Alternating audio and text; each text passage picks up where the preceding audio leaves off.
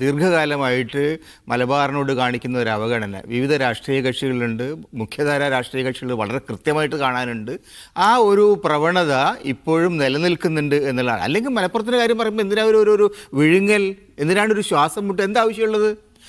മലപ്പുറത്ത് വന്ന ഒരാൾക്ക് ശ്വാസം മുട്ട് വന്നിട്ടുണ്ടായിരുന്നു, വെള്ളാപ്പള്ളി നടേശൻ എന്ന് പറഞ്ഞ ആൾക്ക്. ഏതാണ്ട് ആ ഒരു കാഴ്ചപ്പാട്, ആ ഒരു സമീപന രീതി കേരളത്തിലെ മുഖ്യധാരകളിൽ മിക്കവാറും എല്ലാ രാഷ്ട്രീയ നേതാക്കൾക്കും ഉണ്ട്.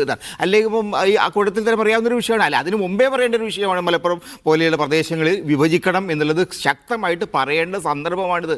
അത് പറയുന്നതിന് പകരം മൂവാറ്റുപുഴ ചെന്ന് അവിടുത്തെ കാര്യം അദ്ദേഹം പറയുന്നു, മറ്റു പ്രദേശങ്ങളുടെ കാര്യത്തിൽ വരുമ്പോൾ ഒരു മടി വരുന്നുണ്ട്. അപ്പോൾ അതിൽ ചൂണ്ടിക്കാണിക്കുന്നത് ഈ പ്രദേശത്തിൻ്റെ വികസനവുമായി ബന്ധപ്പെട്ട്, ഈ പ്രദേശത്തിന് അടിയന്തരമായിട്ടുള്ള ആവശ്യങ്ങളുമായി ബന്ധപ്പെട്ട് നമ്മുടെ രാഷ്ട്രീയ മുഖ്യധാരയിൽ കൃത്യമായിട്ടുള്ള ഒരു ഡബിൾ എൻട്രി, ഒരു ഇരട്ട സമീപനം ഉണ്ടെന്ന് നമുക്ക് മനസ്സിലാവും. നേരത്തെ വി.എസ്. അച്യുതാനന്ദൻ്റെ കാലത്ത് അതുണ്ടായിരുന്നു. മലപ്പുറം ജില്ലയിൽ ഇരിക്കുന്ന ആളുകൾ കോപ്പി അടിച്ചിട്ടാണ് 1ാം റാങ്ക് നേടുന്നതെന്ന് പറയാൻ അദ്ദേഹത്തിന് ഒരു മടിയുണ്ടായിട്ടില്ല.